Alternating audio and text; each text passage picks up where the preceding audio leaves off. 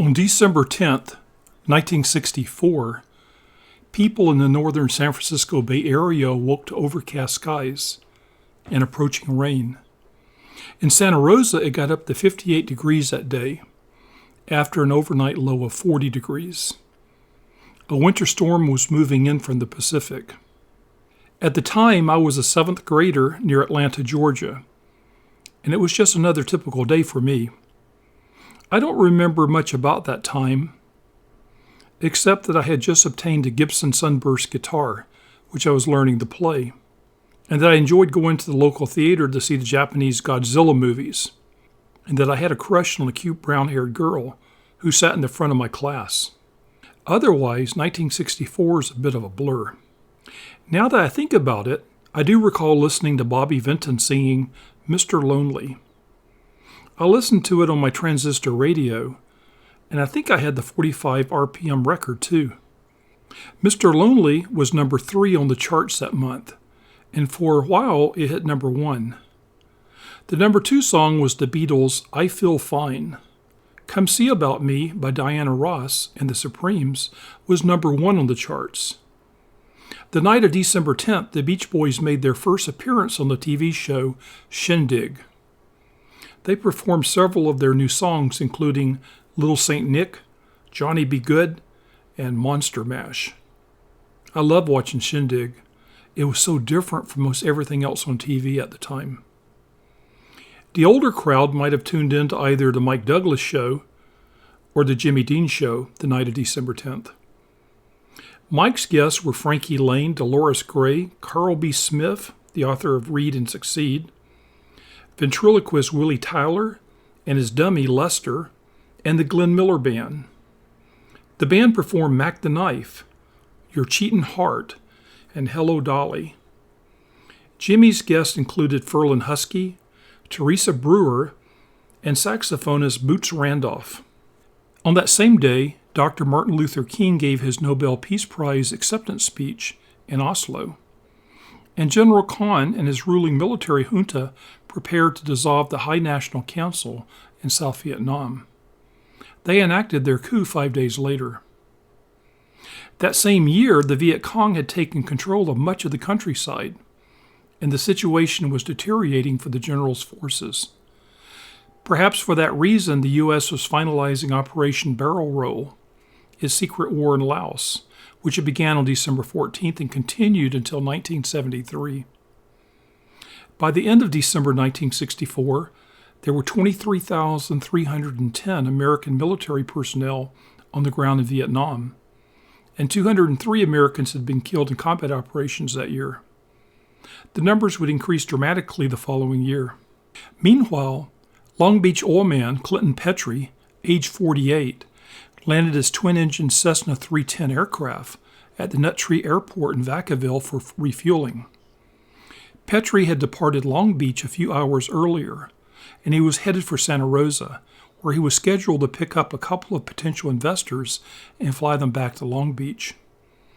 It was almost time to make payroll, and Petrie and the oil company he owned were having a hard time making ends meet. With the money from some new investors in the company's account, the payroll could be made. So Clinton Petrie was on a mission to keep everything together. When he departed Vacaville around 10:30 in the morning, Petrie radioed the airport in Santa Rosa. The controller who answered advised Petrie that the weather was deteriorating, what with the winter storm rolling in. Petrie was an experienced pilot, but unfortunately he was not instrument certified. Despite the bad weather, Petrie continued toward Santa Rosa, following a route that would take him over the Mayakama Mountains. At about 11 o'clock that morning, Petrie slammed his aircraft into the top of the ridge, not far from where I once lived, within Sugarloaf Ridge State Park. At the time, there was zero visibility on the ridge. Although dozens of planes from the Civil Air Patrol were sent out to search for the crash site, it wasn't until after the weather had improved on December 12th that the remains of the plane were found. The following day, Petrie's 22-year-old son, Roy, visited the crash site with investigators. Roy still has vivid memories of that day. One winter day, a few years ago, I stood atop Ball Mountain near where Petrie's plane impacted the ridge. It was December, and a winter storm was rolling in off the Pacific. The conditions were deteriorating rapidly. The weather was almost identical to what Petrie had encountered decades earlier.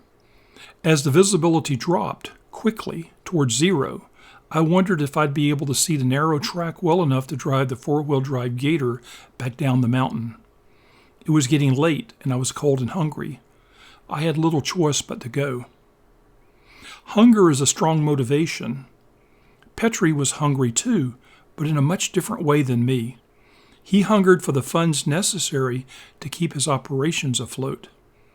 He must have felt that he had little choice but to continue the Santa Rosa. And so he went, and soon after became part of the history of Sugarloaf Ridge State Park.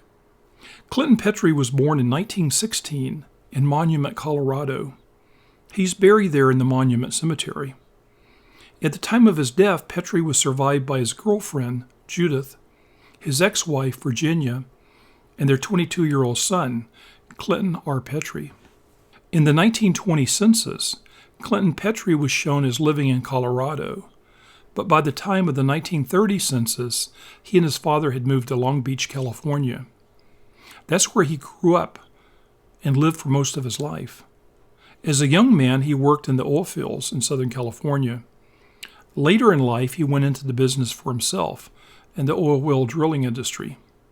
On a fine spring day in April 1940, 30-year-old Virginia Petrie boarded the SS Klipfontein in San Francisco, bound for Rangoon, Burma. She was accompanied by her 10-year-old daughter, Ruth Pinky Blackburn, Virginia's child from an earlier marriage. Virginia had married Clinton Petrie the previous summer, the day before he was set to leave for Asia.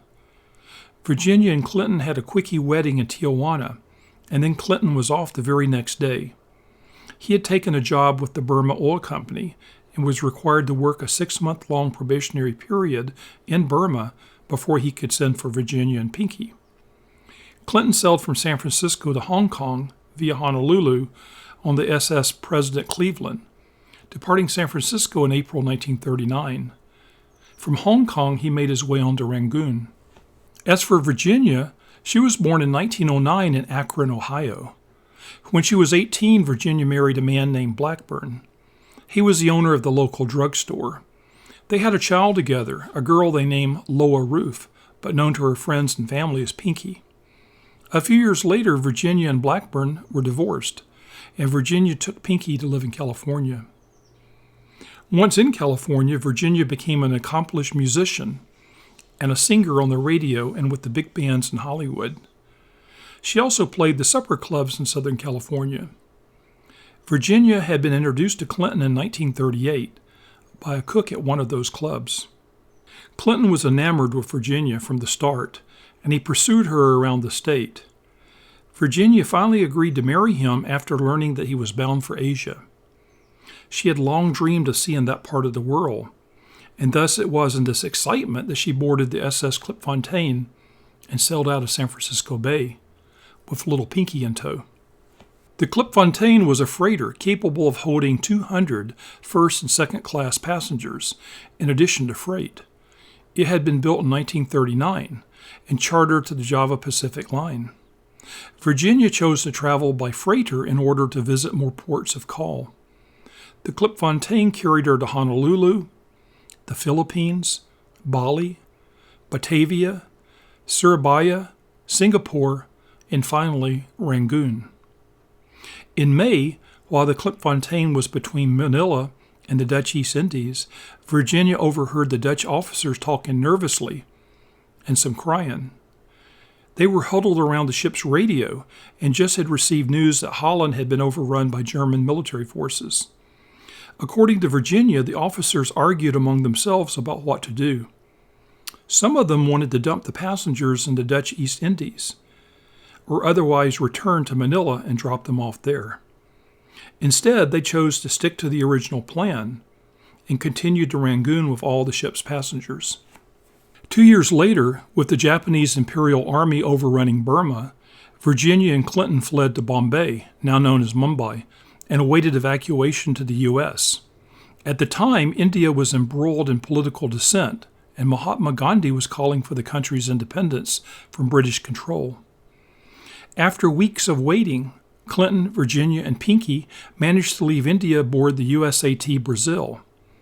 When the ship departed Bombay, it had on board a crew of 266 and 864 passengers, comprised of 3 Filipino musicians, 177 Chinese Army cadets and officers, including pilots, and 684 civilians, comprised mostly of families leaving the war zone.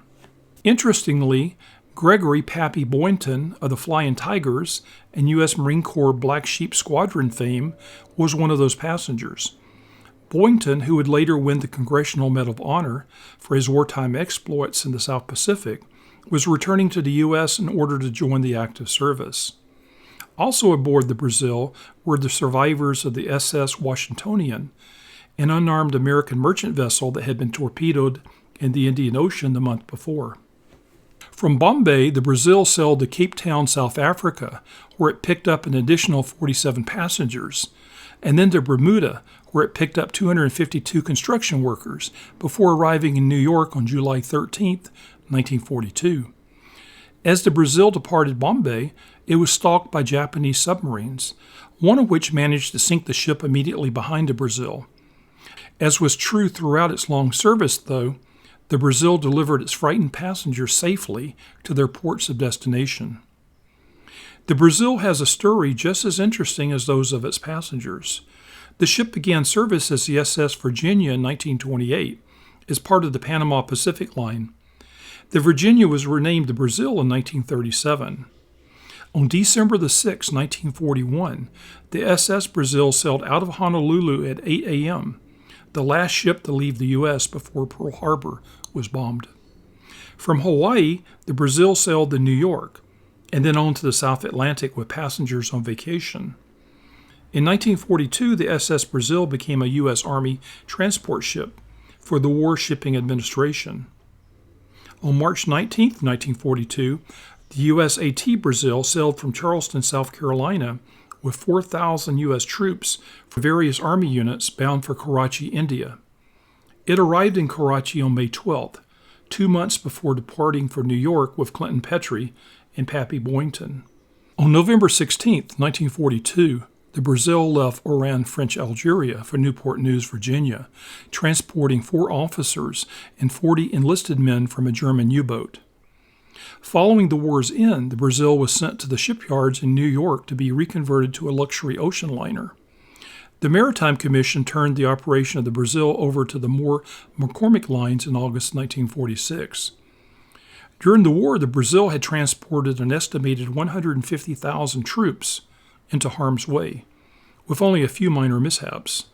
Some of the most decorated combat units of the U.S. Army sailed the war on the Brazil, and once there fought in some of the war's most legendary engagements. Following the war, the Brazil would go on to transport thousands of happy tourists, primarily to and from South America. In 1964, the ship was sold for scrap, thus ending her many years on the high seas. As it steamed out of Bombay, the Brazil set a dangerous course. Clinton and Virginia and the 800-plus other passengers on the ship were confined to their quarters below deck. Virginia and Pinky shared a stateroom with 22 other women, all packed in like sardines. Virginia began to go stir-crazy within the first few days of the voyage and decided that she needed an diversion. There were several pianos on board the ship, but Virginia soon discovered that they had all been virtually destroyed by the American soldiers transported to India prior to her evacuation. Not to be undone, Virginia found a fellow passenger with a harmonium. Virginia was in business. She went to the ship's enormous ballroom, which had so far been empty, and began playing. Clinton stood at her side, pumping the bellows. Virginia's soprano voice resonated like a bell in the cavernous room. By the time she had finished her first number, Over the Rainbow, more than 100 people had joined her in the ballroom. Word swept the ship, and within half an hour the ballroom was filled with hundreds of men, women, and children. Virginia would go on to play and sing every night for the next 6 weeks, and she would later say that these were the most satisfying concerts of her career. Given their fear of enemy submarines and sheer boredom, The passengers needed Virginia, just as she needed them. It was a good marriage. On one night, Clinton needed a break from pumping the harmonium's bellows. He saw a fellow in the audience who he had befriended at the card table earlier in the voyage. The man was wearing an American Volunteer Group pilot's uniform. Clinton asked the man if he'd stand in for him at the bellows. The man agreed and spent the next hour pumping the bellows as Virginia played and sang. The man became a lifelong friend of Clinton and Virginia Petrie. He was from Coeur d'Alene, Idaho, and his name was Greg Boynton. Years later, Clinton became a pilot himself. He often flew potential investors back and forth between California and Las Vegas, where he would wine and dine them at the Sands Hotel, his unofficial office. Clinton enjoyed Las Vegas and the gambling it offered him. According to his son, Clinton can even be seen sitting at a card table in the background of a scene in the 1956 MGM musical comedy Meet Me in Las Vegas. According to the NTSB accident brief, Clinton had 342 hours of flight time in the Cessna 310. That indicates that he was an experienced pilot, but he was not instrument rated. If he had been instrument rated, he might have avoided his fatal accident in 1964. Instead, he piloted his Cessna 310 into bad weather and crashed hard against the ridge that separates the Napa Valley from the Valley of the Moon. By then, Clinton and Virginia had long separated. Virginia died in 1987 in Farmington, New Mexico. She's buried in Taft, California. At the time of his death, Clinton and Virginia had a 22-year-old son, Clinton Roy Petrie. Roy was in flight school at the time of his dad's death and often worked for Clinton. Roy visited the crash site with investigators a few days after the accident and helped make a positive identification of his dad's aircraft. He still has vivid memories of what he saw there. According to Roy, his father was over $250,000 in debt at the time of his death. Roy had registered for the draft in 1960, and in 1963 had claimed conscientious objector status. Roy was in U.S. court over his classification until 1966.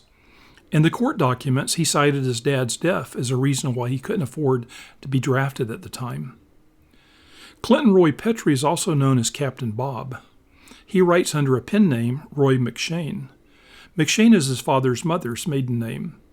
He has written several books on aviation, including a trilogy of novels. Roy worked as a pilot for Singapore Airlines and is now retired and living in Thailand. Much of the information I've used in this podcast was obtained from him.